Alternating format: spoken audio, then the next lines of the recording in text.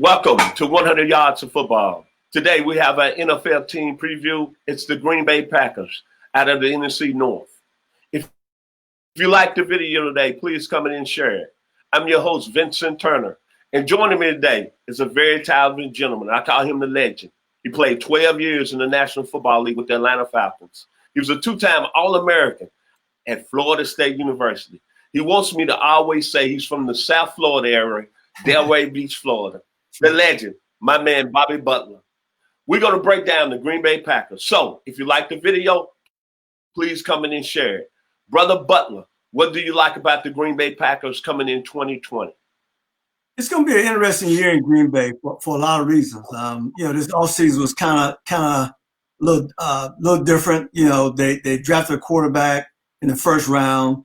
I guess they're looking for the guy to eventually replace Aaron Rodgers, right? Here's the thing about pro football, Vincent. And it happened with me when I came in 1981 with the Falcons, right? The guy I replaced was a 10-year vet. He was all-pro corner. And they really just gave me his job. I thought they would put me on the other side, leave him in, move Kenny Johnson free safety or something. But they didn't do that. They just replaced him, and he had a lot of game left. So I remember saying to myself, hey, look, this can be you one day. And then at the end of my career, that time came when they started drafting. They drafted Dion, they drafted Bruce Pickens, corners all in the first round, and my days were numbered, right? And so you see that. So when Aaron Rodgers was drafted, he was drafted behind Brett Favre, who was one of the best quarterbacks in the league, and still to this day one of the best that ever played a game, an NFL Hall of Famer. And so he sat there for a few years until he finally took that job over. So can Aaron Rodgers take that? A guy waiting in the wings behind him. What is that going to do to him mentally? All right. So we know with Matt LaFleur what they want to do. They want to run the ball more. Well, they want to run the ball, but you got a quarterback who arguably in the past 5 years could be the best quarterback in the league during that time. And you want to take the ball out of his hand and hand the ball off? And then this offseason, Vincent, they didn't do anything to help Aaron Rodgers. They didn't do anything. So I'm concerned because here's where I look at it. When you start talking about professional sports, and I can talk about football because that's what I played, sometimes you got to read between the lines to get the truth. And I'm going to just tell you right now, reading between the lines, it don't look very good for Aaron Rodgers in Green Bay.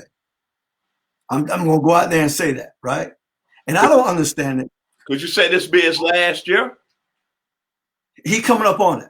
And we'll see what happens. We'll see what happens this year, how they play it out.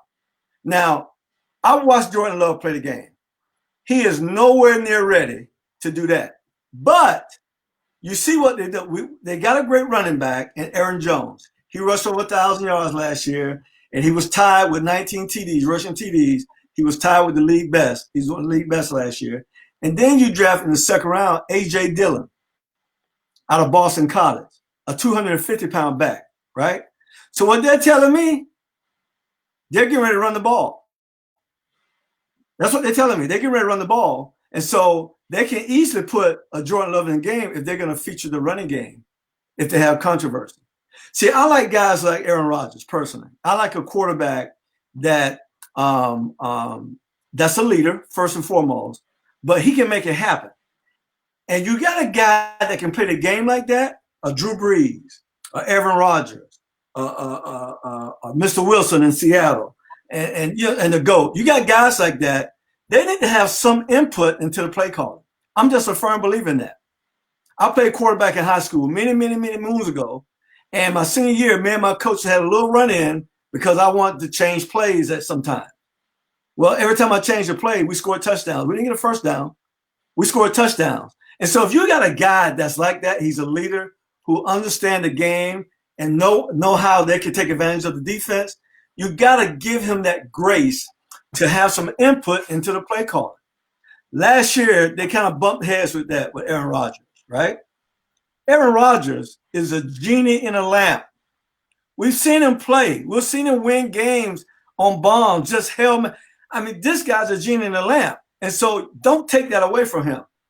But what I'm reading between the lines, they're taking that away from him. So we'll see what happens. They didn't help him. They still got Devontae Adams, the number one receiver. He's back. He's a great player. They got Devin Funchess this offseason as a free agent. He's been a decent player over the past few years. They went on from Jimmy Graham. No more Jimmy Graham. All right. So I think this job, the tight end job, is for Jay Sternberger's to lose. I really believe that, right? And then the offensive line, they'll be good at least this season. But if they want to continue to stay good up front a little bit, they've got to re-sign David Bakhtiari and Corey Linsley. They got to do that. On the defensive side of the game, Vincent, I'm just telling you right now, they've got to shore up their run defense. I mean, they were 13-3 last year. They played in the NFC championship game. And to me, it seemed like they're kind of going backwards. We just talked about the New Orleans Saints, how loaded they are. I don't see that on this roster, right? I don't see them doing that, right? I see them getting ready for the future, which is, it's not gonna benefit them right now, all right?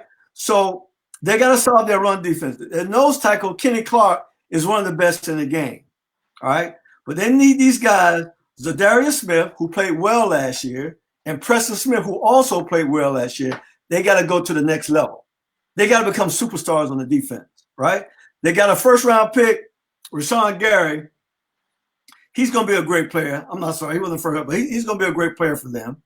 And then you got Christian Kursky. He's a tackle machine. He's going to make a lot of tackles. But they need more help than that in the run game. That's not enough, right? It's not enough. Their secondary is young. But see, the secondary is really the best part of their defense. I got a problem with that, Vincent. I always say you build defenses, but how? Up front. I don't care. Listen, if we got heat in the kitchen, I'll say this every week. I don't care what we got in the den. Your secondary is in your den. If we got our up front seven doing a great job, you can play with anybody back there. But they're loaded from top down. The secondary unit is the best part of their defense. That's not good. So when you start talking about their numbers, and the reason why it's not good, their secondary is because people can run the ball on them. They don't have to throw the ball on them. So that's why it's topsy-turvy. They've got work to do. I think they got turmoil in the camp. I really do. And that's me personally, right? They got good corners, Jawari Alexander is a rising star in the secondary. Kevin King led the team in interception last year. Darnell Savage and Adrian Amos, I think they're going to be really good together at safety, once they spend a little bit more time together. But, they got to fix their front seven. And I don't see it being fixed right now. All right.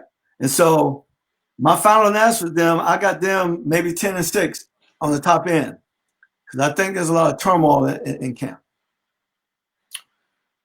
I'm going to say this about the Green Bay Packers. First of all, the young man from Chico, California, Mr. Aaron Rodgers, we might be seeing him playing this last year in Green Bay. So teams that's at the bottom next year that's going to need a quarterback, you're going to be very, very blessed because this young man can still play. The writing is on the wall when you look at the Packers. Matt LaFleur is a young coach. He comes out of Sean McVay, Kyle Shanahan tree. They all about the zone blocking scheme, being able to run the football and do play action. Man, they had 13 receivers drafted this past draft. They say the deepest draft at any position, the wide receivers in 20 years. And look at the studs that win the first round. Henry Ruggs, who can take the top off. CeeDee Lamb that can take the top off. Jerry Jeudy, who can take the top off. And you don't take them and you give the young man from Chico, California, Aaron Rodgers any help. But then you come back in the second round, you take A.J. Dillon out of Boston College. Right. Here's a young man that had 866 touches in college, 38 touchdowns on the ground, average 5.2 yards per carry rushing the football. It's very, very simple. They're changing the plot over there, man. They're changing the plot. They want to be a run football team with a quarterback and can do a lot of RPOs and athletic and roll out. For some reason, I'm like you, Brother Butler. You played in the league 12 years. Something happened last year with that football team from the quarterback to the head coach. Mm-hmm. You can take it from there. And I don't want to defend Packer Nation, but that's where we at. From a defensive standpoint, you heard of the word called diversion? Preston Williams and Darius Smith, they had 25.5 sacks on the year. Right. Hey, that's good when you're talking about rushing the passer. Right. They're talking about Kenny Clark, a really good football player in the nose. And that's right. He's coming up as a free agent year. He might be the best nose tackle on the market. Martellus Adams out of Auburn has not played well in his 4 years there. And Rashad Gary was a washout last year. Right. And when I think about the Packers defense, all I think about that comes to my mind, he was 23rd against the run and 285 yards in the NFC Championship title game. And Jimmy Garoppolo only threw 8 passes. Right. So that being said, when you look at the Packers defensively, they let Blake Martinez walk. They middle linebacker, let him go to New York. They put the blame on him. They brought in Christian Kirksey, who's a pretty good football player for Cleveland, but he can't stay healthy. Right. So my thing is, who's going to step up at the linebacker position? Owen Burks out of Vanderbilt? Somebody's got to step in the middle and stop that run. And so Darius Smith, no disrespect, I don't know you personally, and Preston Smith, he's from Stone Mountain, Georgia. I hope you don't see me after this video today by way of Mississippi State. But, man, y'all got to do a better job in controlling the edge. Because my memory is them 285 yards y'all gave up in the NFC title game against the 49ers. It's a new change of guard in Green Bay. Yeah. Matt LaFleur is the new man in town. And it seems to me Aaron Rodgers doesn't fit his bill. Aaron Rodgers is a gunslinger. His nickname here on 100 Yards of Football from my business partner, Ronnie Keebler, he called him Twinkle Toes. He can make plays in the pocket and outside the pocket. And you got to give that man some help on the outside. Devontae Adams is no doubt one of the top 5 wide receivers in the league, but he stays hurt all the time. He had injuries last year. And I don't see nobody down in the barrel that can put up his production. And if you don't read between the lines, you had 13 very talented receivers that went in the first 2 rounds in the 2020 NFL draft. Henry Ruggs to the Raiders, CeeDee Lamb to the Cowboys, and Jerry Jeudy to the Denver Broncos. And you didn't take no receiver. And you take a running back that's had 866 touches. And on the other side, your defense is 23rd against the run. I think the time for the young man out of Chico, California is going to be up in Green Bay. I still see them being a team that can win the NFC North. I'm like you, Brother Butler. I have them 9-7, only because I don't believe in Chicago with Mr. Trubisky or whoever, Nick Foles under the center. In Detroit, Matthew Stafford is getting old. In Minnesota, we don't really know what's going to go on with them because Kirk Cousins has shown you got to play a certain way and protect him before he can make plays. If a pass rusher is getting on Kirk Cousins, he's not going to do nothing. So that being said, this is what I'm going to say about the Green Bay Packers. Like the rock group Metallica, new blood joins the earth. And quickly he's subdued. The young man out of Chico, California, this might be his final year under the center for the Green Bay Packers. So that being said, if you like the video today, please comment and share it. And as I always do, to my hometown, the greatest city right there on the Mississippi River. Don't get jealous, Brother Butler. The 901, Memphis, Tennessee. And that goes for you too, Coach Spencer. To the greatest frat in the world, the blue and white of Phi Beta Sigma. We're about that life. Enjoy this weekend here on 100 Yards of Football.